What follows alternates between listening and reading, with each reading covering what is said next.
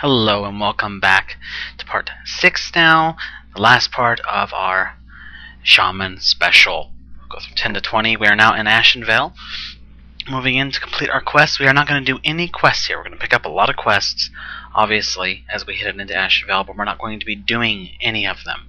Right now, all we're doing is turning some quests in, and you will see that after I'm done turning these quests in, I don't quite have enough to level me. I'm about a little over 3k short. Now, I easily could have done at least one quest to do that, but I didn't want to do that here because I wanted to save some footage time for the auction house stuff and picking out gear. So all I did was I went south, killed some 19, 20, level 20, 21 spiders just south here of oh lord, can't remember the name of this darn place. I want to say Astanar. That's right, Astanar. Just south of that. It's just across the river. It's in the path that the horde is supposed to take to get around it. There's some spiders and some wolves there. Real easy to kill. Not that high level. They'll get you about 200-300 experience. So I killed a lot of those until I got up to what I thought would be enough to level me. And then I fly back out to Darkshore to turn in the saving the master quest that we did at the end of part 4. Now you'll see that isn't enough to level me because I mistakenly miscalculated of how much XP it gave. So I had to head south, which was fine, south until I hit some green level mobs to kill until I did level, and you'll see that here for the final level clip. That worked out fine because I hurried back to the Exodar to do all my stuff because I have to do my training anyway, and I have to get my next Shaman quest before I do my auction house stuff.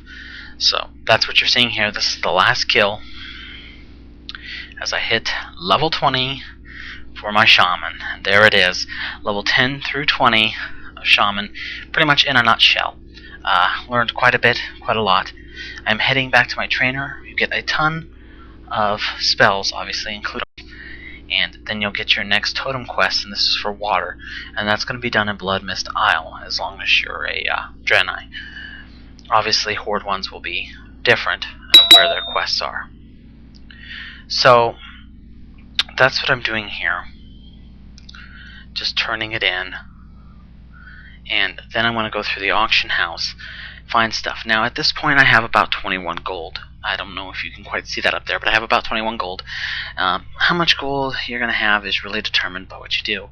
As long as you're conservative in what you buy and sell, you should at least have a few gold, at least 5 gold. If you start with absolutely nothing, you could easily get up to at least 5 gold, especially if you're putting some drops that you find on the auction house, and if you have Auctioneer. If this is an alt, you can send them some money. I would suggest 5 to 10 gold is usually what I send to give them a buffer point so I can make them self-sufficient. And how I do that is I send them about 5 to 10 gold. And they'll use that after they buy their abilities and things like this to bottom scan the auction house using Auctioneer to find low-priced items that could be sold higher, using what money they have. It's not a perfect science.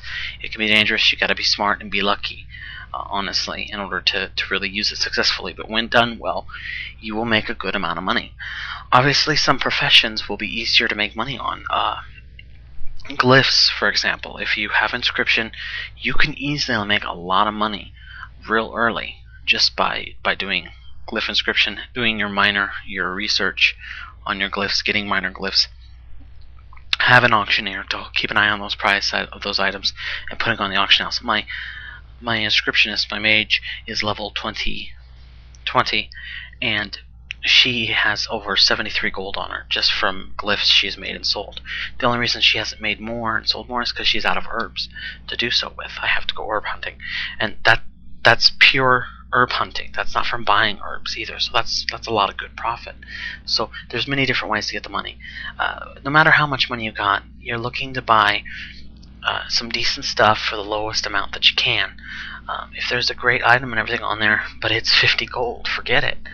You're going to be replacing this stuff way too quickly, and unless you really have the money to burn, like you have a couple 80s, and so you can make this money in no time, and you really got the money to burn, don't bother with it. Buy the low level stuff for a few gold pieces, and you'll see me through her. After I went through my training and everything, I had 21 gold, and I came down to about 18 or so. And by the time I'm all done buying glyphs, all my items, and everything, I have about 4 gold left, which is a lot of gold I spent, but this is really good starting gear, and I replaced pretty much everything, because everything I have is pretty old.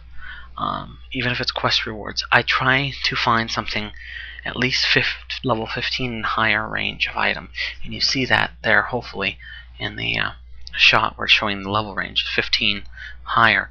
Obviously you could do higher, but 15 is a good idea for the auction house. It depends on your auction house, of course, and what if you're Horde or Alliance and what you could find. But do the best you can to find stuff that you can get. If you have alts that can make stuff, low level stuff real easy, go for it. That'll save you a ton of money and a ton of time probably.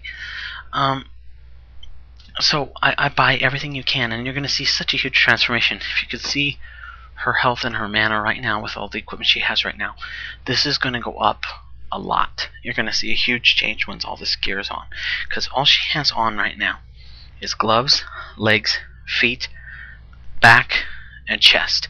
That's it. There is no necklace, there's no rings, there's no shoulders, which you can get at least the lowest level shoulders at around 17, I think. Whatever. No shoulders, and of course she has her weapon slot and her shield.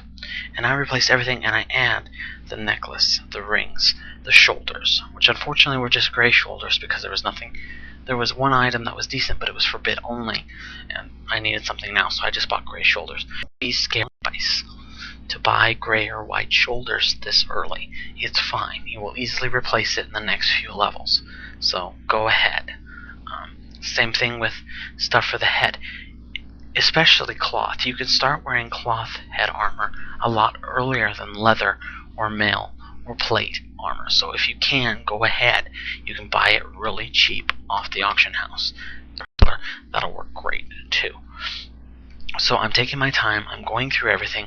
Looking here, I do have Equip Compare, which is an add-on, which shows what I'm wearing to the right of what I'm looking at. So when I scroll over something, I can compare it to what I'm already wearing, and that makes it much easier. Now, as you can see, I'm picking glyphs, finding what I want. I go through everything first.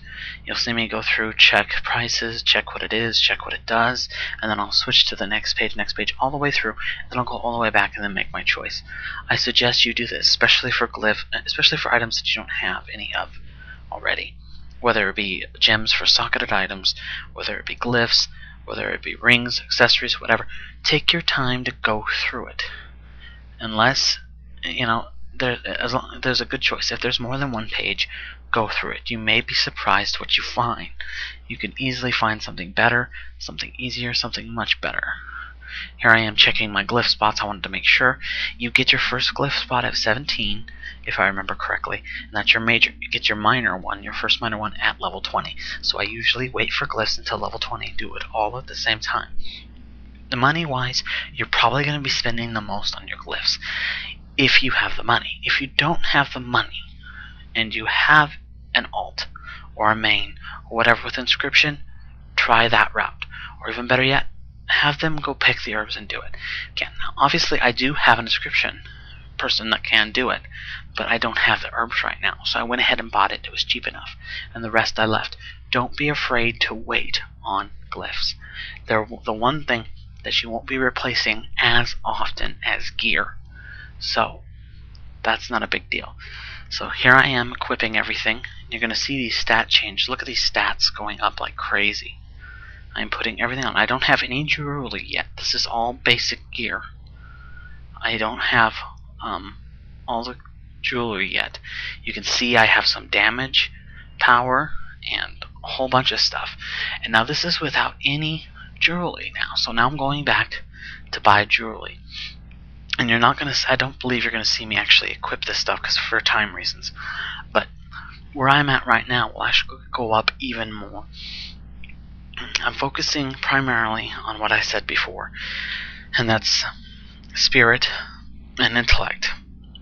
and stamina where possible. So now you can see, as we fast forward ahead near the end, as I get ready to install my glyph, where my stats are at. You can see I'm over 1100 on mana, and I believe I'm over 600 or 700 or 800. I can't quite see it from this vantage point in health. So that is really, really good. And of course I have a ton of armor. So anyway, that's it for our Shaman special. I really hope you enjoyed it. I hope you found it informative. Please, please, please rate, comment, and subscribe to my normal blog. I'll be getting back to normal blogging of my main WoW character as soon as possible, but first I'm going to do some Might and Magic 9, so expect some Might and Magic 9 videos very soon. Of course, check out my Let's Play of XCOM Terra from the Deep. Until next time.